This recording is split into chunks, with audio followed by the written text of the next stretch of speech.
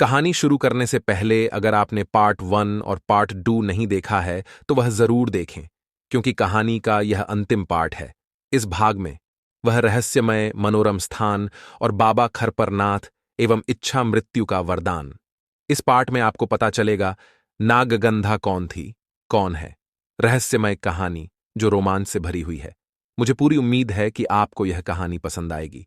साथ में आपको तंत्र मंत्र एवं साधना का एक नया अनुभव होने वाला है।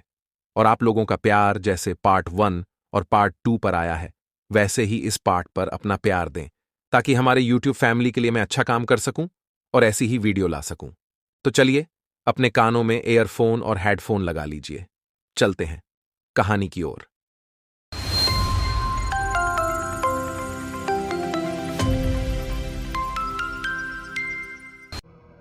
वह रहस्यमय मनोरम स्थान और बाबा खरपरनाथ धीरे धीरे वातावरण में परिवर्तन होने लगा था और छा गई थी निस्तब्धता। उस निस्तब्ध वातावरण में चारों ओर शुभ्र धवल प्रकाश फैलने लगा था। अब महासाधिका को मौन साधे देखकर न जाने क्यों व्याकुल हो उठा मैं। इस रहस्यमयी भैरवी की रहस्यमयी कथा ने मेरे हृदय में जो कौतूहल की सृष्टि कर दी थी, उसके फलस्वरूप तरह तरह के विचार, भाव और प्रश्न उठने लगे थे मस्तिष्क में। तरह तरह की जिज्ञासाओं की भी सृष्टि हो गई थी मन में। अंत में स्वयं मौन भंग करना पड़ा मुझे। बोला, राजनर्तकी से लेकर मानगढ़ के विध्वंस तक की कथा सुनी मैंने। क्या इसके पहले और बाद की भी कथा सुनाएंगी आप मुझे? बड़ी जिज्ञासा है, उसे सुनने के लिए व्याकुल है मेरा मन। मेरी आत्मा को आकुल कर दिया है आपकी रहस्यमयी और साथ ही अविश्वसनीय कथा ने। मेरी बात सुनकर एक बार सिर घुमाकर देखा महाभैरवी ने और फिर एक लंबी सांस ली। कुछ क्षण बाद मेरी ओर गहरी दृष्टि से देखते हुए बोली, सन 1575 के पूर्व अरावली की हरी भरी पर्वतमालाओं से घिरी, प्राकृतिक सुषमाओं और अलौकिक छटाओं से भरी काफी लंबी चौड़ी वह घाटी बहुत ही सुंदर थी अपने आप में। घाटी के एक ओर घनघोर जंगल था और दूसरी ओर थी झरने के निर्मल जल की धारा। झरने के दोनों ओर केवड़े के सैकड़ों वृक्ष थे, जिनकी सुगंध बराबर हर समय बिखरी रहती थी घाटी के वातावरण में। झरने का जल 12 मास हर ऋतु में शीतल, निर्मल और स्वच्छ रहता था। अरावली पर्वत श्रृंखलाओं के बीच से नीचे गिरता था वह झरना। पर्वत के पीछे जहां उसका उद्गम था, वह स्थान अत्यंत रमणीक, मनोरम और सुरम्य था। उद्गम स्थान के चारों ओर चंदन के पेड़ थे न जाने कितने, जिन पर हमेशा बड़े बड़े भयंकर सर्प लटके रहते थे। मोर, पपीहा, कोयल आदि पक्षियों का भी अभाव नहीं था वहां। हर समय उनके संवेद स्वर गूंजते रहते थे उस सुरम्य घाटी के वायुमंडल में। बरसात के समय में जब कभी पूर्वा हवा बहती थी तो उस समय चंदन और केवड़े की मिलीजुली सुगंध चारों ओर फैल जाती, जैसे पूरी घाटी में। कभी किसी समय ऐसा प्रतीत ही नहीं होता था कि इसी धरती पर है वह घाटी। उसके मनोहारी और आत्मलीन कर देने वाले वातावरण में प्रवेश करते ही बस ऐसा लगता था मानो देवलोक के किसी अद्भुत और अकल्पनीय स्थान में प्रवेश कर गए हों। थोड़ा रुककर आगे बतलाने लगी, नागगंधा, यहां तुमको यह बतलाना आवश्यक समझती हूं कि उस समय अरावली का यह मनोरम और सुरम्य क्षेत्र नाथ योगियों की प्रच्छन्न साधना स्थली थी। सैकड़ों की संख्या में साधना करते थे यहां नाथ साधक, और उन्हीं साधकों में एक थे खरपरनाथ। बहुत ऊंचे साधक थे खरपरनाथ। आकाशगमन विद्या जानते थे वह। नित्य आकाश मार्ग से गौरी केदार, मानसरोवर आदि की यात्रा करते थे महाशय। सिद्ध और चमत्कारी संत थे बाबा खरपरनाथ, इसमें संदेह नहीं। उनकी सिद्ध और चमत्कार की सुगंध फैल रही थी पूरे राजस्थान में। एक बार उसी सुगंध से प्रभावित होकर एक रियासत के राजा अपनी रानी के साथ दर्शन करने आए बाबा का। संतान का अभाव था उस राजदंपति को। राजा और रानी दोनों की आयु अधिक हो चुकी थी, लेकिन बाबा ने संतान का आशीर्वाद देते हुए गंभीर और साथ ही अधिकारपूर्ण स्वर में कहा, प्रथम संतान मेरे आश्रम को समर्पित करना होगा, तभी उसका वंश चलेगा। ऐसा ही हुआ। राजदंपति ने अपनी पहली संतान समर्पित कर दी बाबा खरपरनाथ के चरणों में, और वह संतान थी मैं। यथा समय स्वयं बाबा ने मेरा नाम रखा चंद्रप्रभा। क्या कहा आपने? आश्चर्यचकित होकर एकाएक मुंह से निकल गया मेरे। हां, मैं ही हूं वह राजकन्या। फिर थोड़ा ठहर कर, नागगंधा आगे बतलाने लगी। बाबा खरपरनाथ की देखरेख और संरक्षण में धीरे धीरे बड़ी होने लगी मैं। बहुत ही सुंदर थी मैं। 16-17 वर्ष की थी उस समय। शरीर के रोम रोम में यौवन की मादकता भर गई थी जैसे।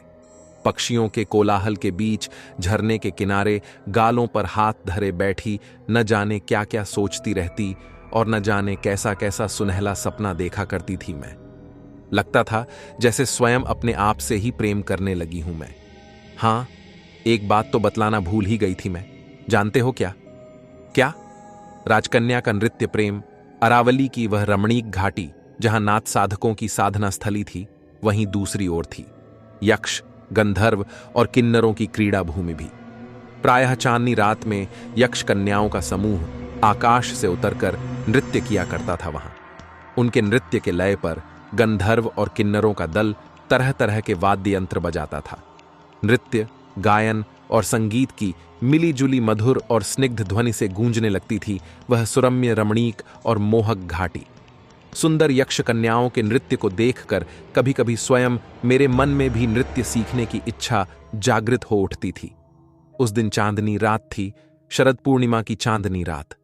छोटे छोटे बादलों के सफेद टुकड़ों के पीछे कभी रुपहला चांद छिप जाता और कुछ ही क्षणों के बाद पसर जाती उसकी चांदनी फिर अरावली की उस घाटी के ऊपर। शांत और निस्तब्ध वातावरण में बिखरी हुई चंदन और केवड़े की मिलीजुली सुगंध और शरद पूर्णिमा की रुपहली चांदनी ने पूरी तरह स्वर्गीय बना दिया था उस समय उस घाटी को। और उसी समय यक्ष सुंदरियों के नृत्य की ध्वनि गूंज उठी एकाएक वहां।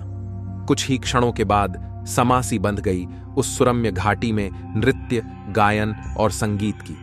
झील के किनारे मौन साधे अपलक देख रही थी यक्ष सुंदरियों के नृत्य को मैं। जैसे डूब सी गई थी मेरी आत्मा देव दुर्लभ नृत्य और संगीत की स्वर लहरियों में। और तभी एक सुंदर और लावण्यमयी यक्ष युवती मेरे सामने आकर खड़ी हो गई। अचानक मेरी तंद्रा जैसे भंग हो गई। एक यक्ष नृत्यांगना को अपने पास खड़ी देखकर एक बार घबरा सी गई मैं। कुछ बोला न गया मुझसे, बस अपलक निहारती रही मैं उस सुंदर नृत्यांगना की ओर। मंद मंद मुस्करा रही थी वह उस समय। मुझे मौन देखकर वह स्वयं कोमल और मधुर स्वर में बोली, क्या नाम है तुम्हारा? चंद्रप्रभा। क्या तुम भी नृत्य और गायन सीखना चाहती हो?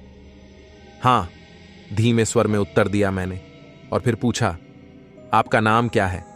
यक्ष नृत्यांगना रत्नमाला। मेरा प्रश्न सुनकर जरा सा हंसकर बोली, यक्ष सुंदरी, हम लोगों के नाम नहीं होते, रूप से ही जाने पहचाने जाते हैं यक्ष लोग। और रूप के ही आधार पर यक्ष जाति 6 भागों में विभक्त है। तुम अपनी सुविधा के लिए रत्नमाला कहकर संबोधित कर सकती हो मुझे। उसी समय मेरा अपनी मंडली के लोगों से परिचय कराया रत्नमाला ने। मंडली की जितनी यक्षणियाएं थीं वे सभी एक से एक बढ़कर नृत्य कुशला थीं। सभी की आयु 16 से 20 वर्ष के अंदर थी और सभी सुंदर, सभी लावण्यमयी और सभी एक रूप रंग की। किसी भी प्रकार का कहीं कोई अंतर अथवा भेद नहीं। बाबा खरपरनाथ से आज्ञा मिल गई मुझे नृत्य और गायन सीखने की। शायद वे चाहते भी थे मेरा नृत्य कला में पारंगत होना। सीखने लगी मैं नृत्य और साथ ही गायन भी। रत्नमाला प्रमुख थी अपनी मंडली की। मुझे सिखाना उन्होंने ही शुरू किया। जितने प्रकार के भारतीय नृत्य हैं उन सबकी विशेषता यक्ष नृत्य में थी। स्वयं यक्ष नृत्य की भी अपनी विशेषता थी। बहुत ही कम समय में नृत्य पारंगत हो गई मैं। रत्नमाला प्रसन्न थी, बाबा खरपरनाथ भी प्रसन्न थे। हां, एक बात तो बतलाना भूल ही गई थी मैं। जैसा कि बतला चुकी हूं, बाबा खरपरनाथ उच्च कोटि के योगी थे। योग बल से आकाश मार्ग द्वारा इच्छानुसार गमन करते थे और योग बल द्वारा उनका कई लोकांतरों से संबंध भी था। रत्नमाला की मंडली में यक्ष कन्याओं के अतिरिक्त गंधर्व और किन्नरों की भी कन्याएं थीं। उनका भी रूप, लावण्य और सौंदर्य अद्वितीय था, जिनकी कल्पना कभी भी नहीं कर सकता मनुष्य। प्रत्येक पूर्णिमा की रात्रि में रत्नमाला अपनी मंडली को लेकर नृत्य और गायन के लिए आती थी उस घाटी में। नृत्य और गायन के बाद तुरंत वह अपनी मंडली के साथ देखते ही देखते अदृश्य हो जाती थी। यह रहस्यमय था मेरे लिए, लेकिन इस रहस्य को किसी को नहीं बतलाया मैंने, बाबा को भी नहीं। इच्छा मृत्यु का वरदान उस दिन कार्तिक पूर्णिमा थी। बाबा खरपरनाथ के सम्मुख अपना नृत्य और गायन प्रस्तुत करना था मुझे रात्रि में। हल्के कोहरे की धवल चादर में लिपटी हुई शुभ्र धवल चांदनी पसरी हुई थी। घाटी में चारों तरफ केवड़ा और चंदन की मिलीजुली सुगंध से बोझिल वातावरण और घोर निस्तब्धता, और उस घोर निस्तब्ध रात्रि में सहसा गूंज उठे गंधर्व कन्याओं के वाद्य यंत्र, किन्नरियों के गायन, और उनके साथ गूंज उठी यक्ष सुंदरियों के सामूहिक नृत्य की मधुर और आत्मविभोर कर देने वाली ध्वनि भी। अंत में मेरा नृत्य शुरू हुआ रत्नमाला के निर्देशन में। कब तक मेरे पैर थिरकते रहे और कब तक उन पैरों में बंधे घुंघरुओं की लय ताल बद्ध ध्वनियां गूंजती रहीं वातावरण में, इसका होश ही नहीं रहा मुझे। और जब होश आया तो देखा पूर्णिमा का रूपहला चांद अरावली के उस पार जा चुका था और रत्नमाला और उनकी मंडली हो चुकी थी अदृश्य। सिर घुमाकर देखा बाबा खरपरनाथ अपलक निहार रहे थे उस समय मेरी ओर प्रसन्न मुद्रा में। धीरे धीरे चलकर बाबा के समीप पहुंची और बैठ गई उनके सम्मुख। गदगद हो उठे बाबा। अपना दाहिना हाथ उठाकर आशीर्वाद देते हुए उन्होंने गंभीर किंतु कोमल स्वर में कहा, कालंजयी भव। इच्छा मृत्यु का वरदान देता हूं मैं तुमको चंद्रप्रभा। जब इच्छा करोगी तभी होगी मृत्यु तुम्हारी। तुम्हारे शरीर पर, तुम्हारे मन पर और तुम्हारे प्राणों पर काल का प्रभाव अत्यंत मंद गति से पड़ेगा। यह सुनकर स्तब्ध और अवाक रह गई मैं। ऐसा भी आशीर्वाद और वरदान प्राप्त होगा मुझे, और वह भी एक सिद्ध महायोगी से। स्वप्न में भी इसकी कल्पना नहीं की थी मैंने। न जाने क्यों झरझर कर गिरने लगे आंसू आंखों से। विगलित हो उठी आत्मा, मूक हो गई वाणी, अवरुद्ध हो गया कंठ, और उसी अवरुद्ध कंठ से बोली, मैं कैसे इतने लंबे जीवन का बोझ उठाऊंगी, कैसे इतने लंबे जीवन की यात्रा पूर्ण करूंगी, और कैसे अपने आप को संभाले रखूंगी। बाबा बोलिए, बाबा कुछ कहिए ना। क्यों दिया आपने ऐसा आशीर्वाद, और क्यों दिया ऐसा अभेद्य वरदान? क्या लाभ होगा इससे मुझे, और क्या लाभ होगा संसार को मेरे दीर्घ जीवन से? थोड़ा रुककर आंचल से आंसू पोंछते हुए आगे बोली, मैं जिस इच्छा मृत्यु की बात आपने कही है वह साधारण नहीं है। उसके लिए प्रबल चित्त की एकाग्रता और साथ ही प्रबल इच्छा शक्ति भी तो होनी चाहिए। कहां से लाऊंगी मैं ये सब? एक लंबी सांस ली बाबा खरपरनाथ ने, और फिर मेरी ओर स्थिर दृष्टि से देखते हुए गंभीर किंतु सरस स्वर में कहा, तुम अपने को न जानती हो, न पहचानती हो, और न तो समझती ही हो कि कौन हो तुम। मैं तुम्हारी आत्मा से भली भांति परिचित हूं। तुमको अच्छी तरह जानता, पहचानता और समझता हूं मैं। पिछले कई जन्मों से चल रही हो साधना मार्ग पर तुम। जिस समय तुम अपने साधना मार्ग से परिचित हो जाओगी, तब तुमको ज्ञात होगा कि वह मार्ग आगामी 8 जन्मों में जाकर समाप्त होगा। इसलिए तुम्हारे माता पिता को आशीर्वाद देकर उनसे उनकी प्रथम संतान के रूप में प्राप्त करना चाहा था मैंने तुमको, इसलिए कि तुम अपने अगले 8 जन्मों के जीवन को एक ही जन्म के जीवन में भोग कर अपनी 8 जन्मों की साधना पूर्ण कर लो, और उन कर्म फलों को भी भोग लो, और उनके साथ ही साथ उन समस्त घटनाओं का भी साक्षात्कार कर लो जिनको 8 जन्मों में भोगना है और जिनका साक्षात्कार भी करना है। थोड़ा रुककर बाबा खरपरनाथ आगे बोले, भौतिक शरीर की प्राप्ति के पहले एक भटकती हुई आत्मा थी तुम। एक योगी को अपनी साधना पूरी करने के लिए भौतिक शरीर आवश्यक है। जितनी भी आध्यात्मिक साधनाएं हैं वे सब भौतिक शरीर के माध्यम से पूर्ण होती हैं, अन्य किसी शरीर से नहीं। और तुम जैसी योग्यताओं को शीघ्र भौतिक शरीर उपलब्ध नहीं होता। सैकड़ों वर्ष तक प्रतीक्षा करनी पड़ती है। तुमको अधिक प्रतीक्षा न करनी पड़े, इसलिए तुम्हारी आत्मा को स्थूल शरीर उपलब्ध कराकर एक योगी का कर्तव्य पालन किया है मैंने। आशीर्वाद और वरदान भी इसीलिए दिया कि भविष्य में बार बार भौतिक शरीर की उपलब्धि के लिए तुम्हारी आत्मा को प्रतीक्षा न करनी पड़े, बार बार गर्भ की यातना न भोगनी पड़े, और बार बार जन्म और मृत्यु के कष्ट को भी न पड़े भोगना। आपका कहना ठीक है बाबा, लेकिन कौन ले चलेगा मुझे साधना मार्ग पर? कौन दिखलाएगा मुझे मेरा साधना मार्ग? मैं तो बिल्कुल अपरिचित और पूर्ण अनजान हूं साधना और उसके मार्ग से। आप ही बतलाइए क्या करूं मैं? अपने आप को एक साधारण युवती समझती हूं मैं, इससे अधिक और कुछ भी नहीं। बाबा मौन रहे, कुछ बोले नहीं। केवल एक तक गहरी दृष्टि से मेरी ओर देखा उन्होंने, और फिर अपनी आंखें बंद कर लीं। कुछ देर बाद आंखें बंद किए हुए ही अपना दाहिना हाथ मेरे मस्तक पर रख दिया उन्होंने। मस्तक पर उनके हाथ का स्पर्श होते ही मेरे पूरे शरीर में जैसे बिजली दौड़ गई और रोम रोम झंझना उठा। एक बारगी और चेतना शून्य हो गई। मैं दूसरे क्षण और उसी अवर्णनीय अवस्था में देखा। मैंने अपने पिछले जन्मों को एक एक करके, प्रत्येक जन्म के संपूर्ण दृश्य बिल्कुल स्पष्ट रूप से उभरते रहे मेरे मानस पटल पर। एक जन्म के दृश्य में तुमको भी देखा मैंने। मुझे देखा, चौंक कर पूछा मैंने। नागगंधा का पिछला जन्म? हां, तुमको देखा, और वह भी सन्यासी के रूप में। मेरे जीवन की मरुभूमि में तुम्हारी उपस्थिति स्वाति की अमृतमयी बूंद के समान थी। योग मार्ग की पथिक थी मैं, और तुम थे सन्यास मार्ग के एक युवा त्यागी पुरुष। और हम दोनों के बीच प्रेम था, आध्यात्मिक प्रेम, आध्यात्मिक आकर्षण और आध्यात्मिक स्नेह। लेकिन कब और कैसे उस आध्यात्मिक प्रेम, आकर्षण और स्नेह के अमृत में वासना और कामना का घुल गया महाविष, जिसका प्रायश्चित्त करना पड़ा मुझे नर्तकी के रूप में। इतना कहकर कुछ क्षण के लिए चुप हो गई। नागगंधा और उसके दमकते चमकते चेहरे पर फैल गई विषाद की स्याह कालिमा।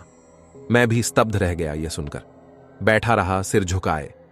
सोचने लगा, क्या सचमुच मेरा इस भैरवी से पिछले किसी जन्म का नाता रिश्ता है? मन ने धीरे से कहा है, इसमें संदेह नहीं। बड़ी ही करुण और दारुण कथा है। तभी तो सुना रही है अपनी कथा वह तुमको, लेकिन यह सब कुछ मेरे लिए अत्यंत रहस्यमय है। कैसे यह तिमिराच्छन्न रहस्य होगा अनावृत? पहले ही की तरह मन ने हौले से कहा, अवसर आने पर सब कुछ हो जाएगा स्पष्ट। प्रतीक्षा करो, समझे। झुका हुआ सिर ऊपर उठाया मैंने, और उसी के साथ नागगंधा का भी मौन भंग हुआ। चेतना शून्य अवस्था नहीं कही जाएगी उसे। वह परम समाधि की स्थिति थी। अपनी स्पर्श दीक्षा द्वारा बाबा ने उत्पन्न कर दी थी वह स्थिति, और उस परम समाधि की स्थिति ने अनावृत कर दिया था पूर्ण रूप से मेरे साधना मार्ग को, जिस पर पिछले कई जन्मों से अनवरत चल रही थी मैं। फिर क्या हुआ? व्यग्र हो उठा मेरा चित्त। होगा क्या? चंद्रप्रभा की योग साधना। यह वह समय था जब राजस्थान की मरुभूमि पर युद्ध के बादल मंडराने लगे थे। भारत का लंबा भविष्य रक्त से प्लावित देखकर धीरे धीरे उस सुरम्य घाटी में दीर्घकाल से साधनारथ नाथ योगीगण एक एक कर हिमालय की ओर चले गए। जिस घाटी में आध्यात्म की सुगंध सदैव बिखरी रहती थी, एक प्रकार से सूनी हो गई वह। एक अद्भुत सी खिन्नता भरी उदासी पसर गई चारों तरफ वातावरण में। यक्ष, गंधर्व और किन्नरों की नृत्यांगनाओं के नृत्यों की सुमधुर ध्वनि भी अब सुनाई नहीं पड़ती थी उस रमणीक घाटी में। कभी कदा रत्नमाला चली आती थी मुझसे मिलने के लिए। नृत्य साधना और योग साधना दोनों एक साथ चल रही थीं जीवन में। बाबा खरपरनाथ ने महासमाधि ले ली थी, लेकिन अपने सूक्ष्म शरीर द्वारा बराबर साधना निर्देश देते रहे वह। उनकी कुटिया पर मेरा अधिकार हो गया था। महीनों साधनारत रहती मैं गुफा में। पिछले जन्म में जिस स्थान पर आकर मेरी साधना रुक गई थी, उसी स्थान से आगे चल पड़ी थी मैं।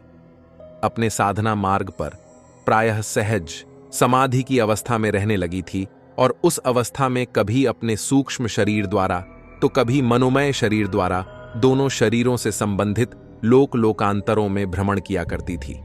मैं एक राजकन्या और एक नर्तकी हूं, बस इतना ही जानती थी रत्नमाला। जब उसको मेरे योग बल और साधना शक्ति का पता चला तो न जाने कब तक पलक मेरी ओर आश्चर्यचकित दृष्टि से निराहती रही वह, जैसे मेरी बातों पर विश्वास ही नहीं हो रहा हो उसे। सच कह रही हो? रत्नमाला बोली। हां, एक विशेष सीमा तक किसी भी लोक लोकांतरों में गमन कर सकती हूं मैं। योग के अनुसार तुम्हारे शरीर में अग्नि तत्व की प्रधानता है, जबकि मेरे भौतिक शरीर में प्रधानता है पृथ्वी तत्व की। भौतिक जगत और भौतिक शरीर में पृथ्वी तत्व प्रधान है और अन्य 4 तत्व उसके अंतर्भूत हैं।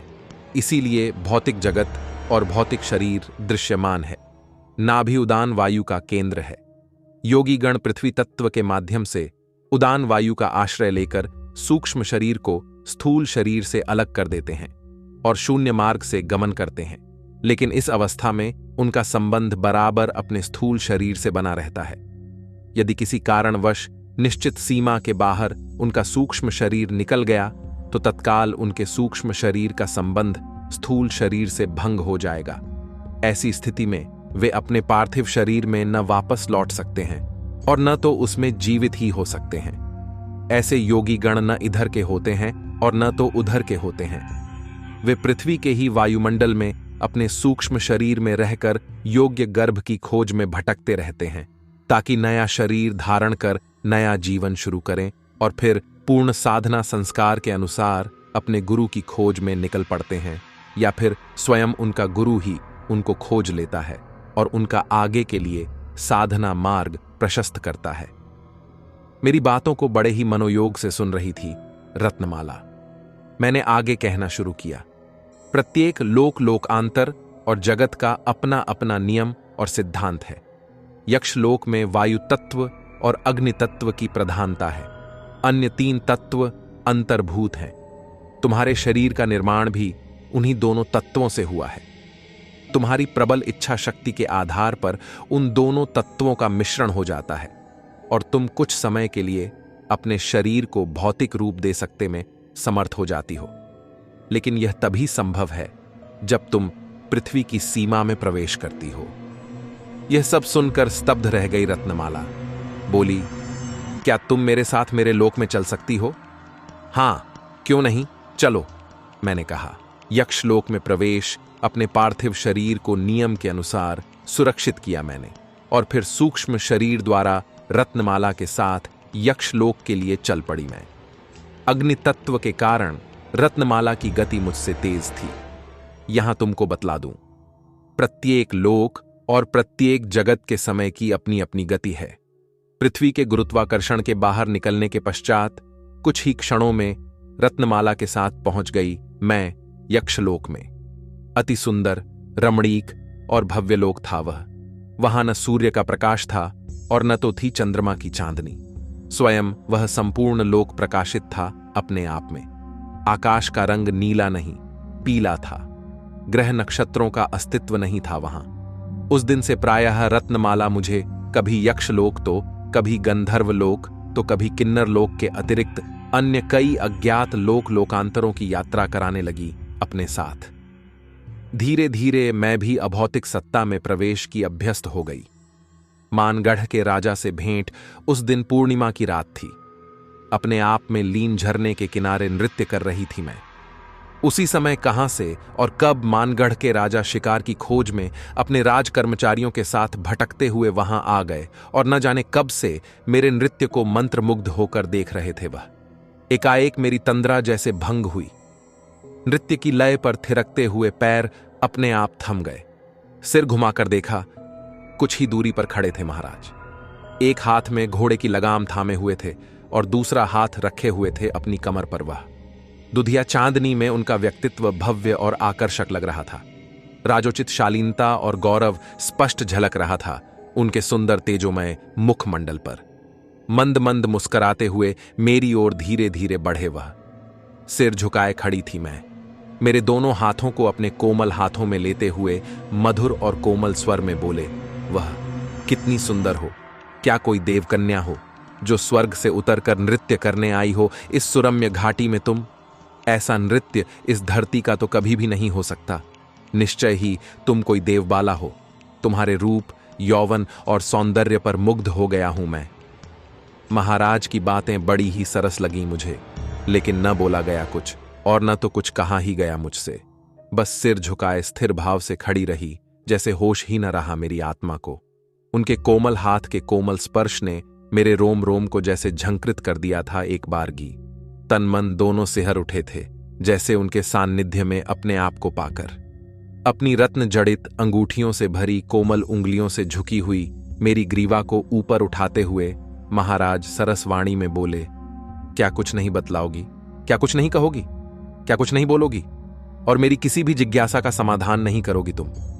अब नहीं रहा गया मुझसे। अटक अटक कर बोल गई जो बोलना था और जो कहना था मुझको। सारी कथा सुनकर महाराज हौले से मेरे हाथ को थामकर धीमे स्वर में बोले, मेरी राज्य नर्तकी बनोगी तुम चंद्रप्रभा। मैं क्या कहती? सिर हिलाकर दे दी मैंने अपनी स्वीकृति। महाराज प्रसन्न हुए। अपने आगे घोड़े पर बिठाकर अपने राजमहल में ले आए मुझे वह उसी समय। अब मैं सज नर्तकी थी मानगढ़ की। मेरे लिए एक भव्य और आलीशान महल बनवा दिया महाराज ने। सारी सुख सुविधाएं उपलब्ध हो गईं मुझे। नौकर चाकर दास दासी, किसी चीज का अभाव नहीं था मुझे। केवल प्रत्येक पूर्णिमा की रात्रि में अपना नृत्य और गायन प्रस्तुत करना होता था। महाराज के सम्मुख नागगंधा की तंत्र साधना। इतना कहकर मौन साध गई नागगंधा, क्योंकि उसके बाद की कथा तो पहले ही सुना चुकी थी मुझे वह। लेकिन मेरी जिज्ञासा और मेरा कौतूहल अभी शांत नहीं हुआ था। बाबा बालानाथ के चरणों में शरण लेने के बाद की कथा जानना चाहता था मैं। जानता था कि वह कथा निश्चय ही अत्यंत रहस्यमयी और गंभीर होगी। संभवतः मेरे भाव को समझ गई नागगंधा। एक लंबी जम्हाई लेकर पहले सिर घुमाकर चारों ओर देखा उसने, और फिर कहने लगी, मानगढ़ के विध्वंस के बाद भी कुछ समय तक बाबा बालानाथ रहे, और रही मैं भी उनकी सेवा में वहां। मेरे आध्यात्मिक और साधनात्मक जीवन से भली भांति परिचित थे बाबा बालानाथ। एक दिन उन्होंने कहा, चंद्रप्रभा, तुमको साधना के साथ साथ तंत्र की भी साधना करनी चाहिए। अध्यात्म साधना वास्तव में शक्ति साधना है, और उस साधना के दो आधार हैं। पहला है योग और दूसरा है तंत्र। योग और तंत्र एक दूसरे के पूरक हैं। वेदों में जिसे ब्रह्मांड शक्ति कहा गया है, इसी को साधना भूमि में ब्रह्ममयी शक्ति अथवा ब्राह्मी शक्ति की संज्ञा दी गई है। ब्राह्मी शक्ति के दो रूप हैं, समष्टि रूप और व्यष्टि रूप। समष्टि रूप ब्रह्माणी शक्ति, वैष्णवी शक्ति और माहेश्वरी शक्ति। इन तीन भागों में विभक्त होकर संपूर्ण विश्व ब्रह्मांड में चैतन्य और क्रियाशील है। इसी प्रकार व्यष्टि रूप मनः शक्ति, प्राण शक्ति और वाक् शक्ति इन तीन भागों में विभक्त होकर मानव शरीर में क्रियाशील है। समष्टि रूप की साधना योग साधना है और व्यष्टि रूप की साधना है तंत्र साधना। तंत्र के जितने भी उद्देश्य हैं, उनमें एक परम उद्देश्य शरीर में क्रियाशील व्यष्टि रूप की तीनों शक्तियों पर सर्वप्रथम विजय प्राप्त करना और उसके बाद समष्टि रूप की तीनों शक्तियों से उनका सामंजस्य स्थापित करना। इसी अवस्था को तंत्र में कहते हैं पिंड, यानी शरीर ब्रह्मांड मिलन। पिंड ब्रह्मांड मिलन के परिणाम स्वरूप साधक का संपूर्ण ब्रह्मांड से संपर्क स्थापित हो जाता है। ब्रह्माणी शक्ति मनः शक्ति से, वैष्णवी शक्ति प्राण शक्ति से और इसी प्रकार माहेश्वरी शक्ति वाक् शक्ति से अपना संबंध स्थापित कर लेती है। शरीरस्थ तीनों शक्तियों पर अधिकार हो जाने का अर्थ है पिंड विजय।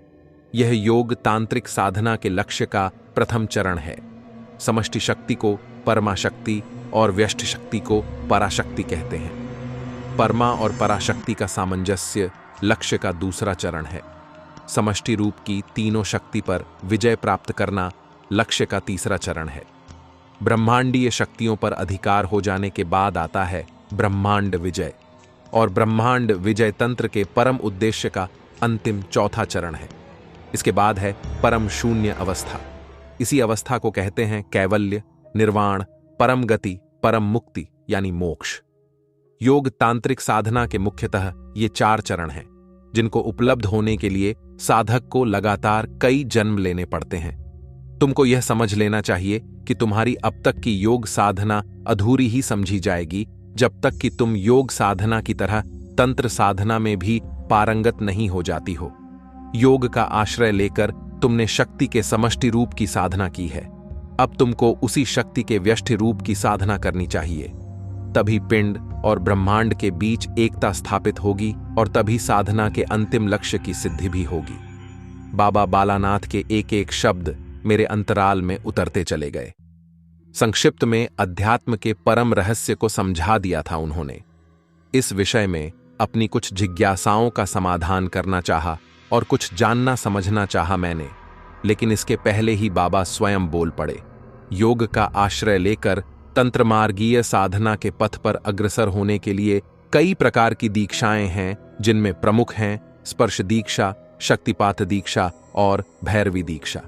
ये तीनों दीक्षाएं अपने आप में अत्यंत रहस्यमय हैं। क्रम से इन तीनों दीक्षा के उपलब्ध हुए बिना तांत्रिक साधना मार्ग पर चला नहीं जा सकता। असंभव है। ये तीनों दीक्षा कैसे प्राप्त होती हैं? मैंने प्रश्न किया। सद्गुरु द्वारा। सद्गुरु का दर्शन कहां होगा? कैसे उपलब्ध होंगे वह? मेरा दूसरा प्रश्न था। सद्गुरु को खोजना नहीं पड़ता, साधक में इतनी योग्यता नहीं होती कि सद्गुरु को खोज सके, उनको जान समझ सके और प्राप्त कर सके उनका दर्शन। सद्गुरु तो स्वयं अपने योग्य शिष्य को खोजते हुए आते हैं, दर्शन देते हैं और क्रम से दीक्षा भी प्रदान करते हैं। मुझे सद्गुरु कब उपलब्ध होंगे? थोड़ा विह्वल होकर प्रश्न किया मैंने। मेरी विह्वलता, व्याकुलता और आतुरता को समझ गए बाबा। बोले, प्रतीक्षा करो, यथा समय सद्गुरु दर्शन देंगे तुमको और दीक्षा भी उपलब्ध होगी। अंत में तीनों दीक्षाओं के संबंध में भी बतलाया बाबा ने संक्षिप्त में। स्पर्श दीक्षा द्वारा स्थूल शरीर, सूक्ष्म शरीर और मनोमय शरीर तीनों शुद्ध होते हैं। तीनों शरीरों का जो आपस में सामंजस्य रहता है वह दूर हो जाता है। तीनों शरीर अपने अपने अस्तित्व को स्वतंत्र रूप से स्वीकार कर लेते हैं। साधक को तीनों शरीरों का अलग अलग बोध होने लगता है। योग और तंत्र दोनों की साधनाएं 3 चरणों में विभक्त हैं, जिनका संबंध क्रमशः तीनों शरीरों से है। तीनों शरीरों की अपनी अपनी सीमा विशेष है। उसी विशेष सीमा के अंतर्गत प्रत्येक चरण की साधना पूर्ण होती है। प्रथम चरण की साधना सूक्ष्म शरीर के माध्यम से पूर्ण होती है। पूर्णता के बाद स्थूल शरीर का कोई मूल्य और महत्व नहीं रह जाता, साधक के लिए व्यर्थ हो जाता है। ऐसे व्यर्थ हुए स्थूल शरीर को कोई महत्व नहीं देता है साधक, उसके लिए उपेक्षणीय हो जाता है वह। इसी कारण साधक के स्थूल शरीर में भिन्न भिन्न प्रकार के रोग उत्पन्न होने लगते हैं। भूख, प्यास, नींद आदि की मात्रा कम हो जाती है। ऐसे साधकों द्वारा स्थूल शरीर से किसी प्रकार की बाह्य पूजा, उपासना, जप तप आदि भी करते हुए नहीं देखा जा सकता, क्योंकि अब उसकी सारी साधना, उपासना, पूजा पाठ, जप तप, ध्यान, धारणा आदि उसके सूक्ष्म शरीर द्वारा होने लग जाती है। जब यथा समय सूक्ष्म शरीर की विशेष सीमा के अंतर्गत साधना का दूसरा चरण भी समाप्त हो जाता है, तो साधना के तीसरे चरण का प्रारंभ होता है मनोमय शरीर में। लेकिन यह सब तभी संभव है जब साधक को शक्तिपात दीक्षा उपलब्ध होती है।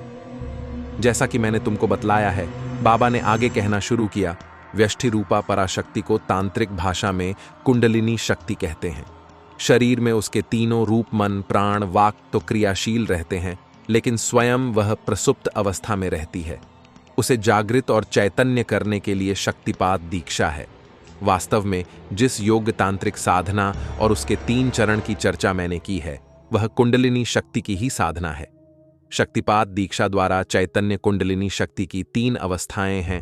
प्रथम तो चैतन्य अवस्था है, दूसरी उत्थान अवस्था है और तीसरी अवस्था है तिरोधान अवस्था। जैसे शक्तिपात दीक्षा द्वारा कुंडलिनी शक्ति जागृत और चैतन्य होती है, उसी प्रकार भैरवी दीक्षा द्वारा उसका उत्थान और तिरोधान होता है। तुमको ज्ञात होना चाहिए कि इस विश्व ब्रह्मांड में जितने भी लोक लोकांतर और उनसे संबंधित जितने भी जगत हैं, उनमें अनंत सत्वगुणी, रजोगुणी और तमोगुणी शक्तियां क्रियाशील हैं। जागृत होते ही कुंडलिनी शक्ति का सूक्ष्म संबंध उन अनंत शक्तियों से अपने आप स्थापित हो जाता है। उन शक्तियों का उपयोग लाभदायक भी है और हानिकारक भी है। साधक उनका जिस रूप में उपयोग और प्रयोग करेगा, उसी के अनुसार उसको सहयोग देंगी और सहायता भी करेंगी वे। उनका सहयोग और सहायता लौकिक भी है और पारलौकिक भी। इसी का नाम तांत्रिक सिद्धि है। क्या आपको सद्गुरु का दर्शन हुआ और आपने प्राप्त की दीक्षा? मैंने पूछा। हाँ, दर्शन भी हुआ और दीक्षा भी प्राप्त हुई तीनों। थोड़ा रुक कर नागगंधा बतलाने लगी। मानगढ़ तो नष्ट हो ही चुका था, महाराज और महारानी भी नहीं रहे। वह रमणीक और मनोरम घाटी उजाड़ और मरघट जैसी हो गई थी।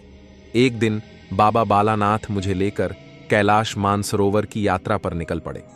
3 महीने की कठिन यात्रा के बाद बाबा के साथ मानसरोवर पहुंची मैं। अत्यंत शांति का अनुभव हुआ वहां मेरी आत्मा को। कैलाश और मानसरोवर के बीच एक गुफा में बाबा के गुरु भाई न जाने कब से रह रहे थे। नाम था योगनाथ। योगनाथ प्रसन्न हुए बाबा से मिलकर। 2 परम योगियों का मिलन अपूर्व लगा मुझे। 2 महान योगियों के सान्निध्य में मैं भी रहने लगी गुफा में।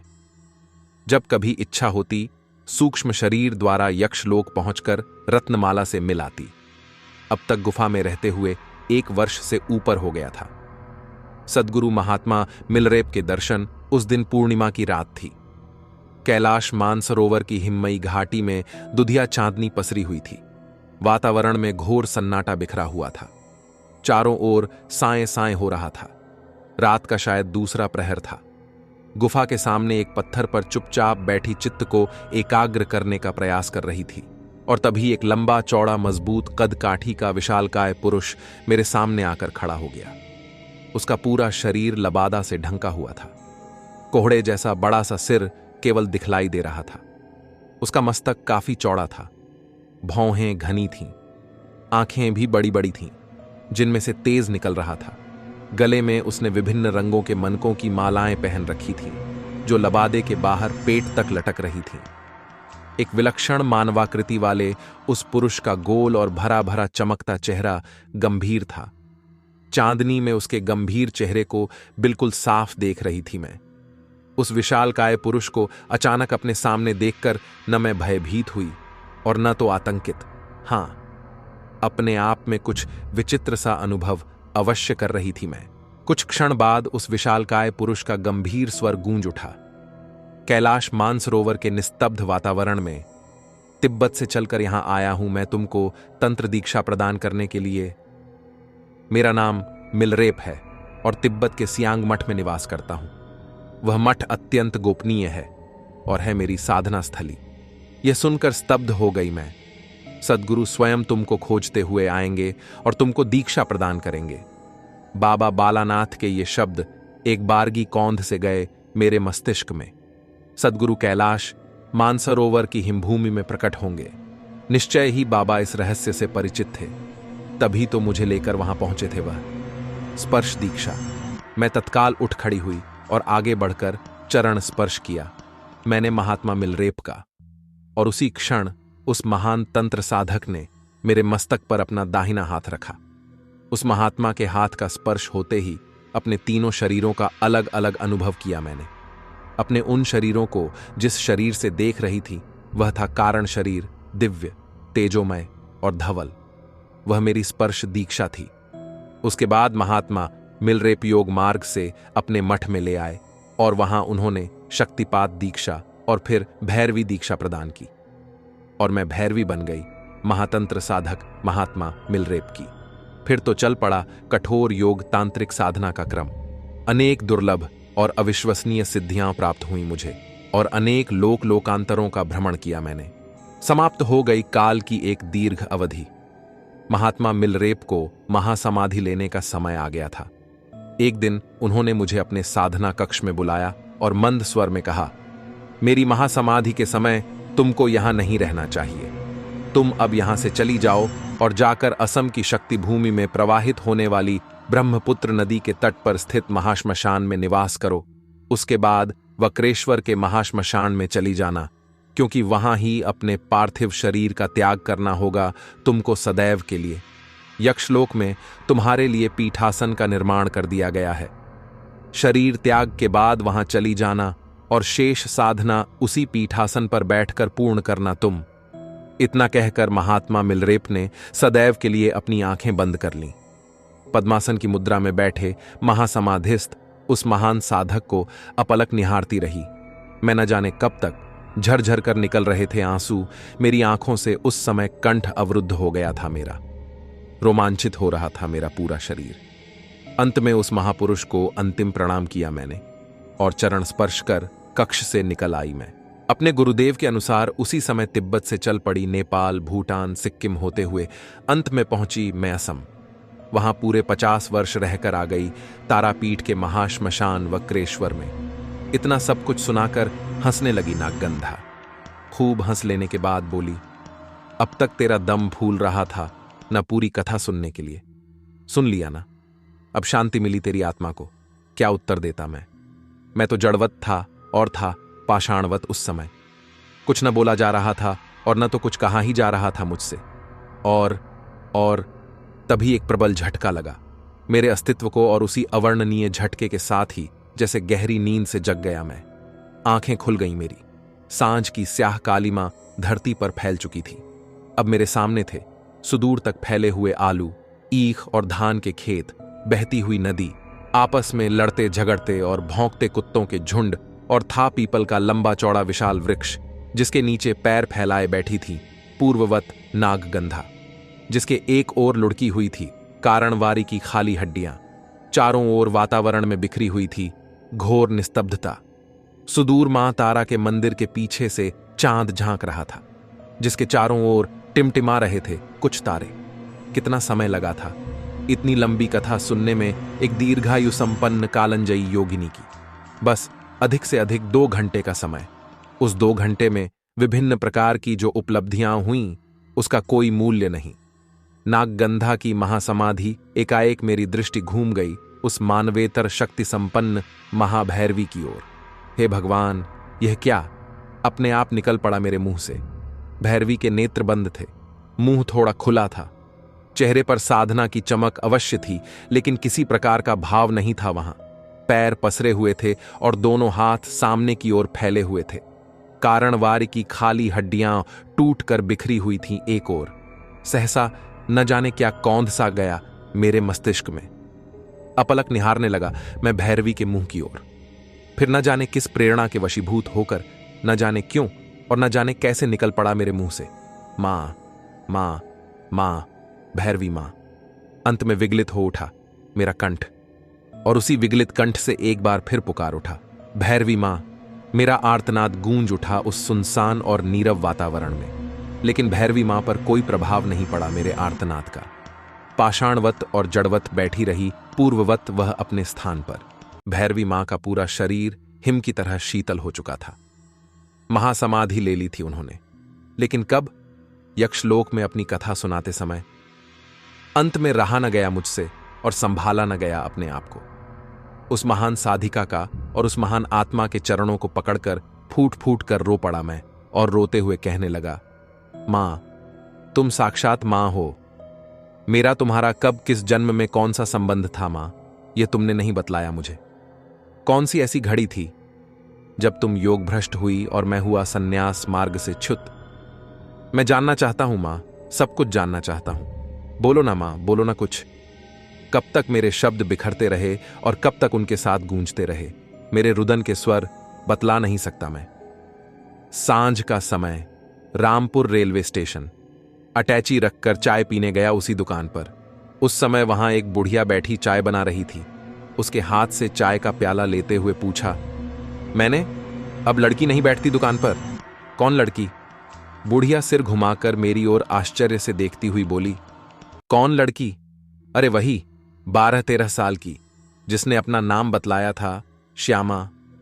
मेरा वाक्य अभी पूरा नहीं हुआ था कि बीच में ही बोल पड़ी बुढ़िया, यहां कोई ऐसी लड़की वड़की नहीं रहती, और न तो सवेरे सवेरे मेरी दुकान ही खुलती है। जब खोलती हूं तो मैं ही खोलती हूं, और जब बैठती हूं तो मैं ही बैठती हूं। इतना कहकर बुढ़िया अपने काम में लग गई। मैं भौचक्का सा मुंह देखने लगा उस बुढ़िया का। तभी अपर इंडिया के आने की आवाज सुनाई पड़ी। कब आया प्लेटफॉर्म पर, और कब बैठा डब्बे में आकर अपने बर्थ पर, और कब ट्रेन चली, इन सब का होश ही नहीं रहा मुझे। और जब निंद्रा भंग हुई तो रात आधी से अधिक गुजर चुकी थी। आकाश में चांद निकल आया था और उसकी चांदनी पसरी हुई थी धरती पर। चारों ओर घोर निस्तब्धता, और उस घोर निस्तब्धता के सीने को चीरती हुई भागी जा रही थी अपर इंडिया एक्सप्रेस अपनी गति से। खिड़की के बाहर आकाश की ओर शून्य में अपलक निहार रहा था मैं। बार बार आंखों के सामने नागगंधा की छवि उभर आती थी और बार बार याद आ जाती थी नागगंधा की सारी कथा। वक्रेश्वर की भैरवी की कथा यहां पर समाप्त होती है। तो दोस्तों, अगर आपने अभी तक हमारी वीडियो देखी है तो अपना फीडबैक कमेंट में जरूर दें, और हमारी मेहनत के लिए आप इस वीडियो को लाइक और चैनल को सब्सक्राइब जरूर करें, और कमेंट में अपनी सिटी का नाम भी लिख दें। धन्यवाद।